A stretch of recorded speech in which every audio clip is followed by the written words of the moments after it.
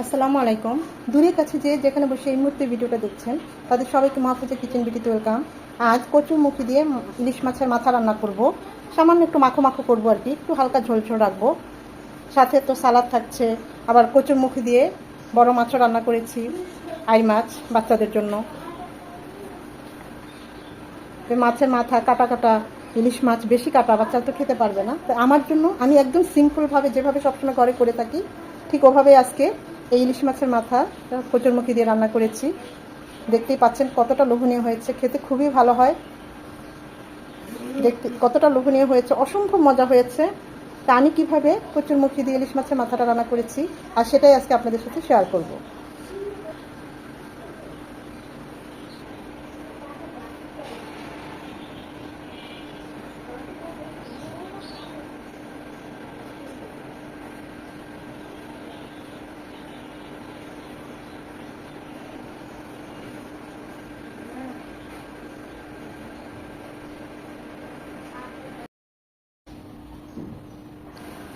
কচুরমুখী দিয়ে ইলিশ মাছের মাথা রান্না করব। এখানে আমি 4টা ইলিশ মাছের মাথা নিয়েছি, আর লেজের সাইজের 2টো পিস ছিল সেটাও নিয়ে নিয়েছি।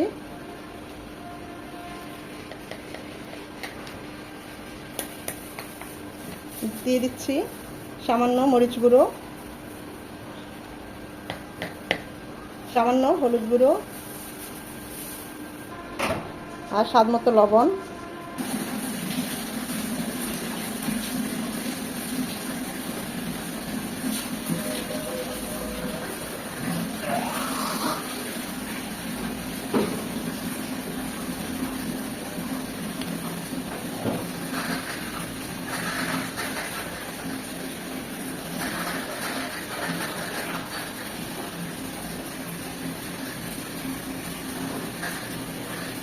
এখন চুলায় চলে যাব। প্যানে দিয়ে দিচ্ছি সয়াবিন তেল 3 চামচের মতো। কচুরমুখীগুলি আমি ধুয়ে এভাবে কেটে নিয়েছি। তেলের মধ্যে জাস্ট 2 থেকে 3 মিনিট ভেজে নেব।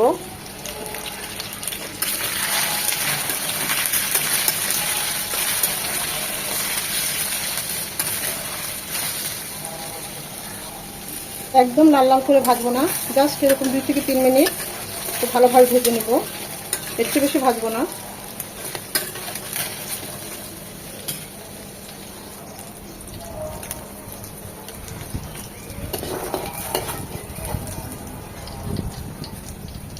এই তেলে আমি দিয়ে দিচ্ছি রসুন কুচি 1 চামচ। রসুন কুচিটা 1 মিনিট হওয়ার পর দিয়ে দেবো 1 চামচ পেঁয়াজ কুচি। পেঁয়াজটা নরম হবে, রসুন কুচিটা থেকে সুন্দর একটা ফ্লেভার চলে আসবে। পেঁয়াজটা এরকম নরম হবে, লাল লাল হওয়ার কোনো দরকার নেই। এখানে আমি এখন দিয়ে দেবো আদা রসুনের পেস্ট।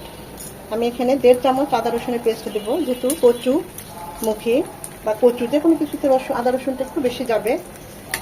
আমি রসুন কুচিও দিয়েছি, আপনারা চাইলে স্কিপ করতে পারেন, রসুন কুচিটা যে কোনো একটা দিলেও হবে। তারপর আমি দিলাম রসুন কুচিটা থেকে সুন্দর একটা অ্যারোমা চলে আসে। যে কোনো কচুর আইটেমে আদা রসুনটা একটু বেশি যায়, রসুন কুচিটা একটু বেশি যায়। আদা রসুনটাকে 1 মিনিট ভেজে নেব যেন আদার ঝাঁঝালো গন্ধটা চলে যায়। আদা রসুনটাকে 1 মিনিট ভেজে নেওয়ার পর এখানে সব 1/2 চামচ করে আছে, তো গরম পানি দিয়ে গুলিয়ে দেবো। গুঁড়ো মশলা গরম পানি দিয়ে গুলিয়ে দিলে বাটা মশলার ফ্লেভার টেস্ট দুটোই আসে। এতে মশলাগুলো পুড়েও যাবে না, আবার খুব ভালোভাবে মশলাটা কষানো হবে। মশলাটা খুব ভালোভাবে কষিয়ে নিতে হবে। মশলাটা যত ভালো কষানো হবে রান্নার টেস্ট তত ভালো হবে। খেয়াল রাখতে হবে মশলাগুলো যেন আবার পুড়ে না যায়। মশলাটা ভালোভাবে কষিয়ে নিয়ে এখন আমরা যে কচুগুলো একটু ভেজে নিয়েছিলাম, কচুরমুখীগুলো সেটা দিয়ে দিচ্ছি। একটা টমেটো এরকম চিকন চিকন করে কেটে দিয়েছি কচুর মতো। আমি তো টমেটোটা দিলাম, আপনারা চাইলে নাও দিতে পারেন, তবে দিলে টেস্ট খুব ভালো আসে। টমেটো আর কচুরমুখীটা ভালোভাবে কষিয়ে নেব, টমেটোর কাঁচা ভাবটাও চলে যাবে। আমি তো কচুটা ভেজে নিয়েছি, আপনারা চাইলে সরাসরি কচুটা কেটে এভাবে কষিয়ে নিতে পারেন, সেটাও খুব ভালো হয়।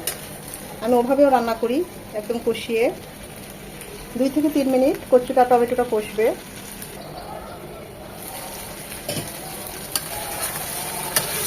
দেখুন মশলার সাথে কচুরমুখীটা একটু মাখো মাখো হয়ে যাবে, গায়ে লেগে যাবে। এই পর্যায়ে দিয়ে দিব ফুটানো পানি। ঝোলটা যে যেমন পছন্দ করেন ওই অনুযায়ী দিবেন।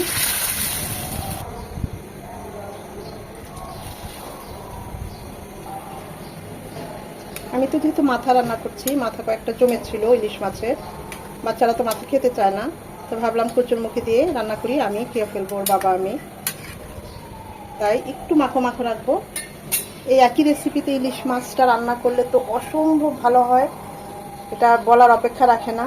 রুই মাছ, কাতল মাছ, আমি আজকে রুই মাছও কচুরমুখী দিয়ে রান্না করব। বাচ্চারা তো এই মাথা খেতে পারবে না, ওদের জন্য কচুরমুখী রুই মাছ দিয়ে রান্না করছি। আর আমার জন্য আজকে ওর বাবার জন্য এভাবে মাথা কাটা ছিল, রান্না করে ফেলছি। ঠিক একই রেসিপিতে খুবই ভালো হয়, যে কোনো মাছ এভাবে কচুরমুখী দিয়ে রান্না করলে অসম্ভব ভালো হয়। বিশেষ করে ইলিশ মাছটার কথা আমি বলবো, যেটা আমার কাছে বেশি ভালো লাগে, আর চিংড়ি মাছটা এই কচুরমুখী দিয়ে রান্না করলে অসম্ভব ভালো লাগে, খুব ভালো যায়। ইলিশ মাছটা তো সবচেয়ে প্রথম, তারপরে আমি সিরিয়ালে রাখবো বড় বড় চিংড়ি মাছ। ছোটো চিংড়ি হলেও ভালো লাগে, খারাপ না, মিডিয়াম সাইজের চিংড়ি। এটা ফুটে আসা পর্যন্ত অপেক্ষা করব। এটা ফুটবে, কচুটাও সেদ্ধ হবে, মিনিমাম 2 থেকে 3 মিনিট এটা কুক হবে।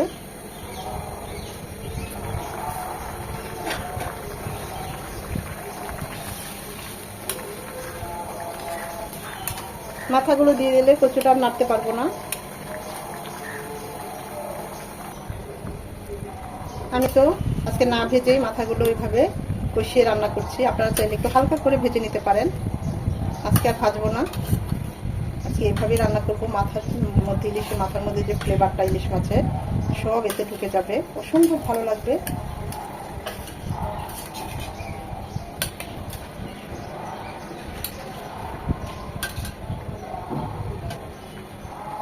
দিয়ে দিব স্বাদ অনুযায়ী লবণ, 5-6টা কাঁচামরিচ মাঝখানে ভাবে কেটে দিয়েছি, ঝালটা বের হয়ে যাবে। যেহেতু বাচ্চারা খাবে না, আমি খাবো, তাই ইচ্ছা মতো ঝাল দিলাম।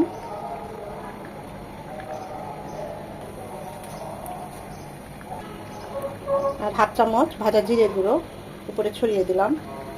এখন এটা কুক হবে মিনিমাম 10 থেকে 12 মিনিট। মাঝে অবশ্যই একবার নেড়ে দিতে হবে।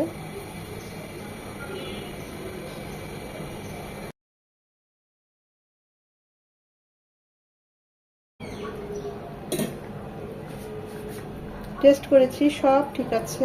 মাথাগুলো একটু উল্টিয়ে দেই, এত সুন্দর একটা ফ্লেভার চলে এসেছে না, বলার মতো না।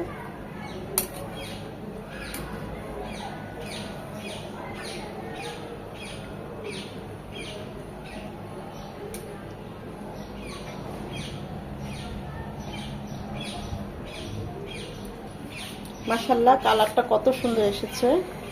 আমি আরেকটু ঝোলটা নিয়ে নেব, এটা আরো 3 থেকে 4 মিনিট হবে।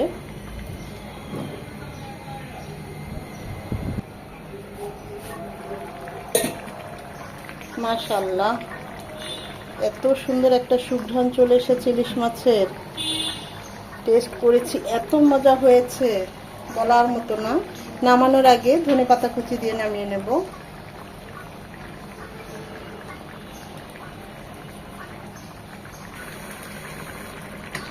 চুলাটা অফ করে দিয়েছি, আমাদের রান্নাটা অলমোস্ট ডান।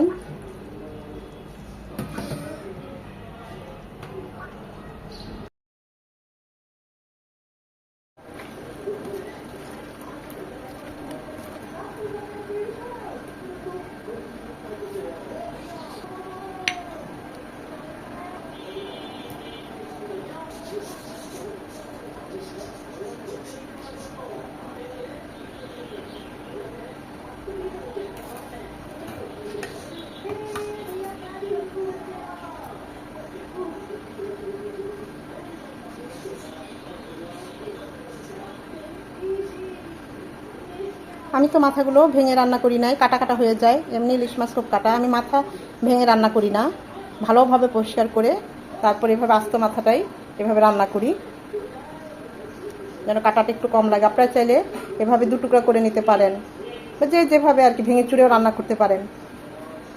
খুবই সিম্পল রান্না, কিন্তু খেতে খুব ভালো হয়, গরম ভাত দিয়ে খুবই ভালো লাগে। আশা করি আপনাদেরও ভালো লাগবে এভাবে রান্না করলে। যারা একদম নতুন তারা এভাবে রান্না করে দেখবেন। ইলিশ মাছের যে ফ্লেভারটা সে কচুরমুখীতে তো যায়, সেটা আরও বেশি ভালো লাগে। আশা করি ভিডিওটা ভালো লেগেছে, আর যদি ভালো লেগে থাকে অবশ্যই লাইক কমেন্ট শেয়ার করে দিবেন। সময় নিয়ে যারা এতক্ষণ এই ভিডিওটা দেখেছেন তাদের সবাইকে অসংখ্য ধন্যবাদ। বাচ্চারা তো মাথা খেতে পারে না, তাই কচুরমুখী দিয়ে এই মাছ, বড় মাছটা রান্না করলাম। Same recipe